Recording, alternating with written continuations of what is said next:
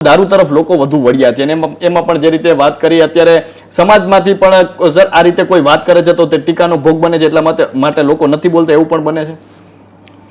જુઓ, આપણને સાંભળનારા પણ હવે હમણાં એમ કહેશે કે આ તમારી બુદ્ધિ કેમ ભ્રષ્ટ થઈ ગઈ, પણ હું તમને હકીકતે કહું, દારૂબંધી જે આપણે ત્યાંથી નેરું ફરેબ છે, બોગસ છે. તો દારૂ જ કેવળ દૂષણનું મુખ્ય કારણ એવું નથી. અને દારૂ કોઈ કાળે હારો નથી, પણ આ જે આપણી કહેવાતી બંધી છે એ બંધી નિયમથી ચાલે નહીં, બોગસ છે. એટલે તો લોકો લઠ્ઠાકાંડ થઈ જાય, મેં કીધું ને પોટલી પીને મરી જાય છે ને, એમાં તો ઓર માથાકૂટ થાય. અને બંધી છે એટલે શું થાય છે, જ્યારે મળે ત્યારે એમ થાય બસ હવે પીએ જ લો, કારણ કે બંધી તો છે જ, માંડ મેળ પડ્યો છે. તમે કહો કોઈ ચોર હોય એ ચોરી કરવા જાય ત્યારે એમ હોય કે ભાઈ આપણે તો જિંદગી આખી ચોરી કરવાની જ છે ને, તો એક કામ કરું, મહેતા સાહેબના ઘરમાં જાઉં, આજે એક થોડુંક લેતો આવું, 200-500, કાલ બીજા 200-500 લઈ લેવું, ત્રીજા લઈ લેવું, એવું હેપ્યું કે એ શું કરે, ઉહેડી લ્યો જેટલું આવે એટલું, કારણ કે માંડ મેળ પડ્યો છે. દારૂબંધીમાં એવું છે કે નથી મળે એમ પકડાઈ જાય એમ છે, સગા સંબંધી ખરાબ લાગે, પોલીસ વાળા ખરાબ લાગે, માંડ મળ્યું છે, પી લ્યો એટલે સત્યાનાશ થાય. આપની જાણ ખાતર આપણી આજુબાજુમાં દીવ નામનું ગામ શહેર તો છે, ત્યાં એકે દેવ દેવડા પ્રખ્યાત નથી, ભલે લોકો ઉલ્લુ બનાવીને જાય, ત્યાં કોઈ દેવ દર્શને જતું નથી, ત્યાં દારૂ દર્શન ને દારૂ ને પીવા માટે જાય છે. તો તમે છાપાઓમાં અને મીડિયામાં જે લોકો જાણતા હોય એને કહેજો, દીવનું ક્રાઇમ તમને ભાગ્યે જ તમે ક્યાંય સાંભળ્યું દીવમાં માથાકૂટ થઈ ગઈ, એકબીજાને મારી નાખ્યા, બૈરાઓને કાઢી મૂક્યા, દારૂ પીને ગાંડા થયા, ગદડિયા, ક્યાંય સાંભળ્યું આપણી જ્યાં આવે એટલું નથી હાલતું.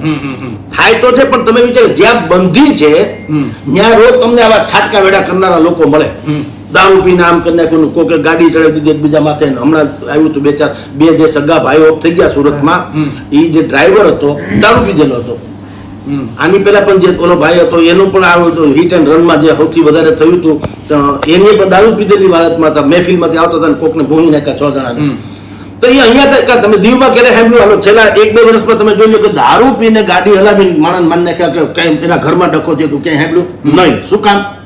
ત્યાં છૂટ છે. પહેલી વાત તો એ, જેમ કે અહીંયા પણ લસ્સીની છૂટ છે, તો હું કોઈ લસ્સી ઘડો પી ગયો પછી ટેબા જેવું થઈને ઢળી ગયું, સાંભળ્યું?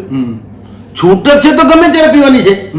દારૂ સારો નથી એ 1000% વાત છે, પણ આવી કહેવાતી દારૂબંધી પણ સારું નથી. એ નીતિ વિષયક નિર્ણય છે, નિયમનો નિર્ણય નથી. પોલિસી ન થાય, પોલિસીથી થાય. પોલિસી એટલે નીતિ. એ સંતો મહંતો સમાજના શ્રેષ્ઠીઓ પોતાના માવતર એ બધા તમને કહે. અને અત્યારે માની લો ગુજરાતમાં દારૂબંધી આમ બંધી છે અને દીવમાં છૂટી છે. તમે જો આપણે રાજકોટમાં 15 લાખ લોકો છે, હવે દીવમાં છૂટી છે તો બધા એક વખત ન પીએ એવું છે કે? આપણે તો બહારનું પાણી પીતા નથી. તો લોકો સ્વયં સમજે છે સાહેબ, એવી બહુમતીમાં છે એવી સંખ્યા, પણ તમે જો પાબંદી કરશો તો ડખો છે. એટલે દારૂ વિશે દરેક માણસ બોલતા અચકાય. શું કામ? મહિલા વર્ગ જે છે નારાજ થઈ જાય, મત ન મળે તો. પછી જેમ કે અત્યારે હું બોલું છું એમ કોઈ બોલે તો ટીકાની વરસાદ વરસાવે તો કે તમારી બુદ્ધિ ભ્રષ્ટ થઈ ગઈ છે, તમને દારૂની ખબર નથી, અમારા કુટુંબ હેરાન થઈ જાય છે.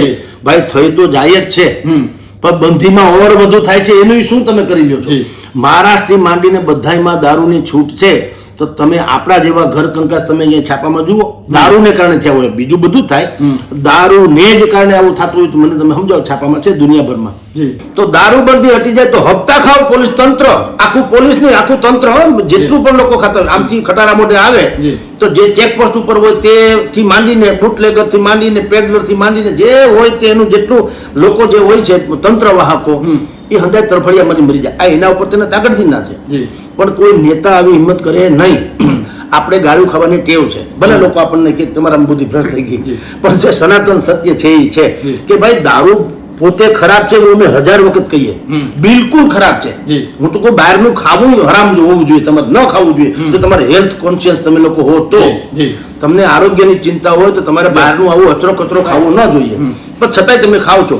એવી રીતના દારૂ બિલકુલ બોગસ છે, એ હકીકત છે. પણ દારૂ બોગસ છે ને કદાચ ગુજરાતમાં દારૂ બંધી વધુ બોગસ છે આ પ્રકારની. હો, કારણ કે નીતિને લાગતી જ નથી, નિયમથી ઠોકી બેહાડે, 2-5 દંડા મારે, એક વખત પકડે પાછું છોડી દે, એક વખત પકડે પાછું છોડી દે, આના હપ્તા ચાલુ છે, આનો દારૂ ચાલુ છે, તા તો 2 બગડ્યા.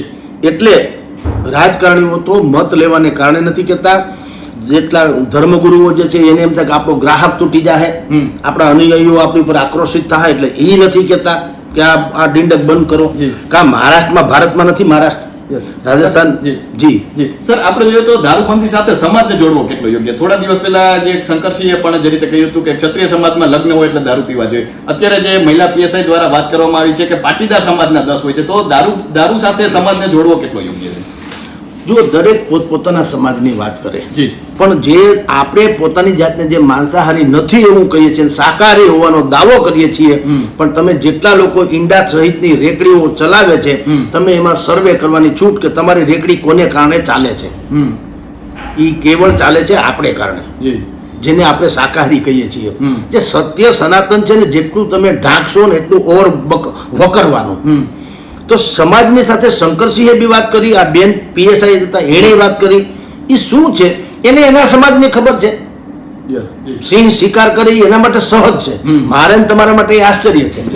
મને એમ થાય કે ઓહો પાડન થોડો માન નખાય, એને એમ થાય કે મારે ખાવા હાટું બીજું કરવું. હું ને તમે પાઉંભાજી ખાવા જાય ત્યારે કોઈ કહે છે કે ભાઈ તમે આ રીતે ભીંડાને કાપો કે રીંગણાને કાપો છો તો એને કેટલું દુઃખ થતું છે, એવું ક્યારે આપણે વિચાર્યું નહીં. આપણે હું ટેસ્ટી બનાવો, પણ ટેસ્ટી તારે તે કેટલાય કપડા તે તારો ટેસ્ટ આવ્યો. સેમ એવું છે સિંહને પણ આપણે બધા કહીએ ઘણી વખત કે સિંહ ત્રાટકો ને સિંહને ભગાડો, એટલે ભાઈ એને તો મનમાં એમ થતું હોય છે કે હું એક ખોરાક ખાઉં છું, મારો આ લોકોને વાંધો શું છે. એને તો એમ નથી કે હું પાપ કરું છું, તો કરે છે ને કોઈ, પણ એને એમ થાય કે હું સાહજિક રીતે ભેંસ ખાઈ જાઉં છું, કોકનું છોકરું ખાઈ જાઉં છું, માંડ મેળ પડ્યો છે, તો એમાં આ લોકોને વાંધો શું હોય છે.